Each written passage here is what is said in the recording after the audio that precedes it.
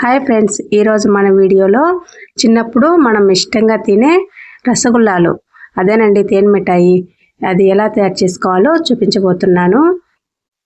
ఈ తేనె మిఠాయి ఇంట్లోనే ఈజీగా తయారు చేసేసుకోవచ్చు. వీడియో చూసిన తర్వాత మీరే అంటారు. వీటిని మీ పిల్లలకు కూడా చేసి పెట్టండి. పైన క్రిస్పీగా లోపల జ్యూసీగా చాలా బాగుంటాయి. స్వీట్ షాప్లో దొరికే ఈ తేనె మిఠాయిల్ని ఇంట్లోనే ఎలా తయారు చేసుకోవాలో చూసేద్దాం.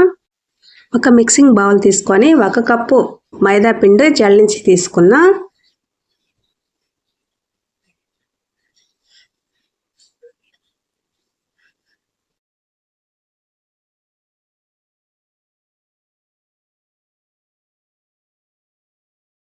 ఇప్పుడు దీంట్లోనే 1 tablespoon corn flour, 1/2 tablespoon baking powder. మీ దగ్గర బేకింగ్ పౌడర్ లేకపోతే వంట సోడానైనా యూజ్ చేయొచ్చు. చిటికెడు ఉప్పు. ఇది ఒకసారి జల్లించేసుకున్నా.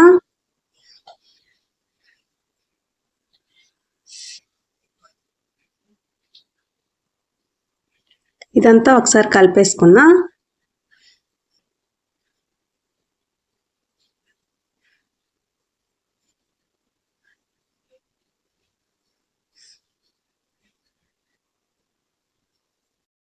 ఇప్పుడు దీంట్లోనే మంచి కలర్ కోసం నేను red food colour 1/4 table spoon వేసుకున్నాను. దీంట్లోనే 1/2 చెక్క నిమ్మరసం వేసుకున్నా.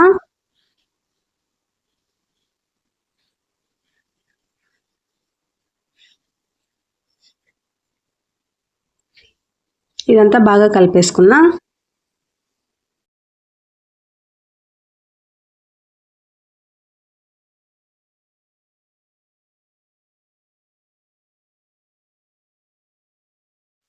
ఇలా కలుపుకున్న తర్వాత ఇప్పుడు దీంట్లో కొంచెం వాటర్ వేసుకుంటూ సాఫ్ట్ పిండి ముద్దలాగా కలిపేసుకోవాలి.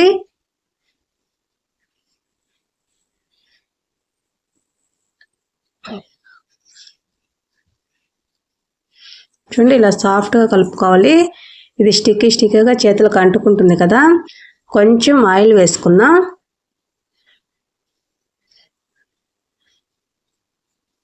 దీన్ని ఒకసారి కలిపేసుకున్నా.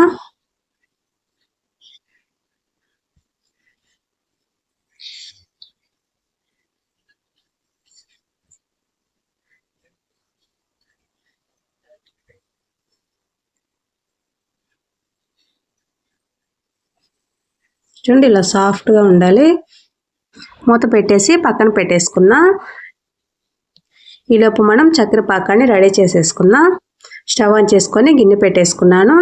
1 కప్పు చక్కెర వేసుకుంటున్నాను.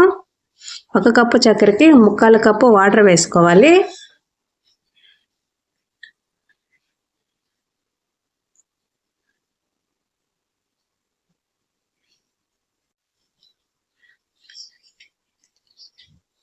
చక్కెర త్వరగానే కరిగిపోతుంది.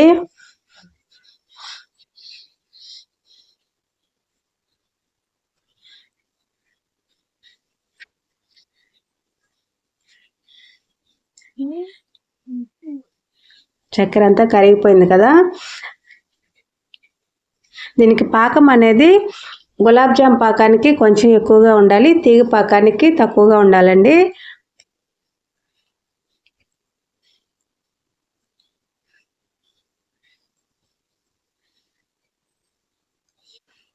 చేత్తో పట్టుకొని చూస్తే ఇలా స్టిక్కీగా ఉంటే సరిపోతుంది.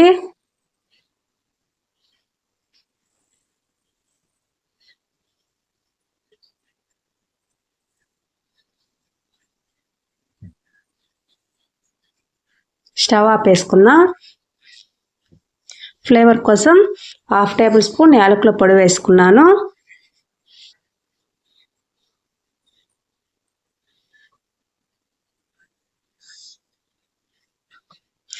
చక్కెర గడ్డ కట్టకుండా ఉండడానికి ఒక 5-6 చుక్కలు నిమ్మరసం వేసుకున్నా. ఇదంతా బాగా కలిపేసుకున్నా.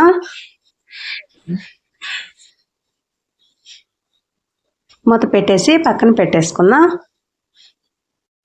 మనం ఫస్టే రెడీ చేసి పెట్టుకున్న పిండి ఉంది కదా, చూడండి ఎంత సాఫ్ట్గా ఉందో. ఒక వుడ్ తీసుకొని దాని మీద కొంచెం ఆయిల్ వేసుకొని మనం రెడీ చేసి పెట్టుకున్న పిండి ఉంది కదా, దానిని మళ్ళీ దానిపైన వేసి ఒక 2-3 నిమిషాలు బాగా ప్రెస్ చేసేసుకున్నా.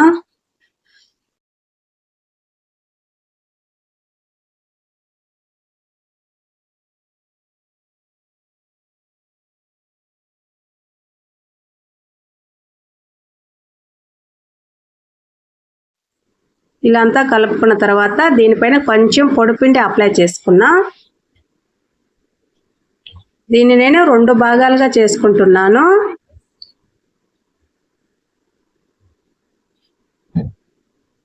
దీన్ని చపాతీలాగా రుద్దేసుకున్నా. మరి పల్చగా ఉండకూడదు, అలాగని లావుగాను ఉండకూడదు.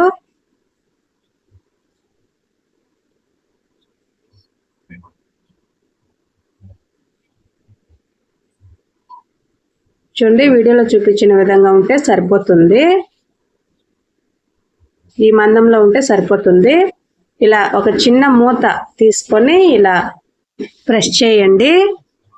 చూడండి, ఇలా చిన్న చిన్న బాల్స్ లాగా వచ్చేసాయి కదా. మొత్తం ఇలా ప్రెస్ చేసేసుకోండి.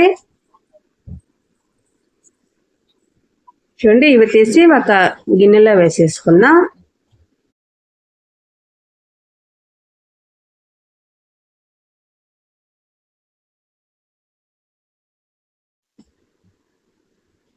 ఈ మిగిలిన పిండిని మళ్ళీ తీసి మళ్ళీ అలాగే చేసేసుకున్నా.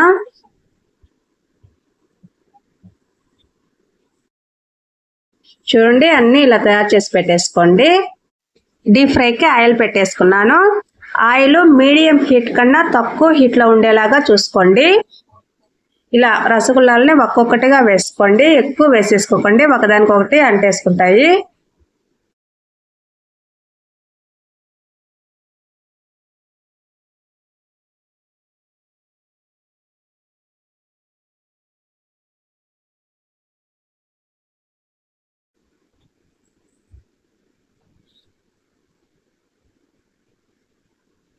ఇలా వేసుకున్న తర్వాత రసగుల్లాల పైన ఆయిల్ని ఇలా వేస్తూ ఉండండి. అప్పుడే బాగా పొంగునట్టు వచ్చేస్తాయి. అలా వస్తే పాకంలో వేసినప్పుడు పాకం అనేది బాగా పడుతుంది రసగుల్లాలకి. ఇలా క్రిస్పీగా వచ్చేంత వరకు ఫ్రై చేసుకోండి. చూడండి, బాగా ఫ్రై అయిపోయాయి. ఆయిల్ మరగడం కూడా ఆగిపోయింది కదా. ఇప్పుడు వీటిని తీసి మనం ఫస్టే ప్రిపేర్ చేసి పెట్టుకున్నాం కదా చక్కెర పాకం, దాంట్లో వేసేసుకున్నాం. చక్కెర పాకం హీట్గా ఉండాలండి, లేకపోతే రసగుల్లాలకి పాకం అనేది పట్టదు. కొంచెం వేడిగానే ఉండాలి. ఇలా ఒకసారి కలిపేసుకొని మూత పెట్టేసుకున్నా. మిగిలినవి కూడా అలాగే వేసుకొని ఫ్రై చేసేసుకున్నా.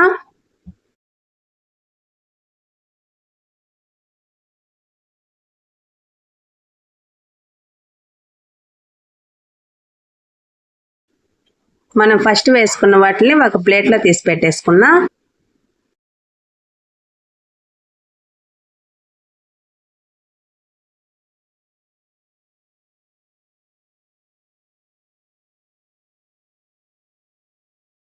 ఈ ఫ్రై చేసుకున్న వాటిని డైరెక్ట్గా అలాగే పాకంలో వేసేసుకున్నా.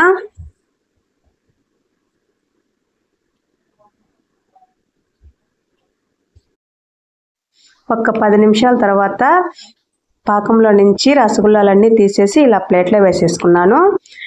మీకు రసగుల్లాలకి పాకం పట్టలేదు అనుకుంటే ఇంకా ఒక 10 నిమిషాలు అలాగే వదిలేసేయండి. ఒక అరగంట ఆరిన తర్వాత చూపిస్తున్నాను చూడండి. దీనిపైన మీరు షుగర్ పౌడర్ కూడా వేసుకోవచ్చు. ఇవి లోపల జ్యూసీగా పైన క్రిస్పీగా చాలా బాగుంటాయి. మీరు ఖచ్చితంగా ట్రై చేయండి. చూడండి, ఒకటి ఓపెన్ చేసి చూపిస్తాను మీకు. చూడండి, పైన క్రిస్పీగా, లోపల చూడండి పాకం బాగా పట్టింది కదా, జ్యూసీగా ఎంత బాగుందో. చూస్తేనే నోరు ఊరిపోతుంది కదా. మరి ఖచ్చితంగా ఈ రెసిపీని మీరు మీ ఇంట్లో ట్రై చేసి ఎలా వచ్చిందో కామెంట్ చేయండి. ఈ వీడియో కనుక మీకు నచ్చినట్లయితే మా ఛానల్ని సబ్స్క్రైబ్ చేసుకోండి. అలాగే పక్కనే ఉన్న బెల్ బటన్ని క్లిక్ చేయండి. అలా చేస్తే నేను పెట్టే ప్రతి వీడియో నోటిఫికేషన్ మీకు వస్తుంది. Thank you.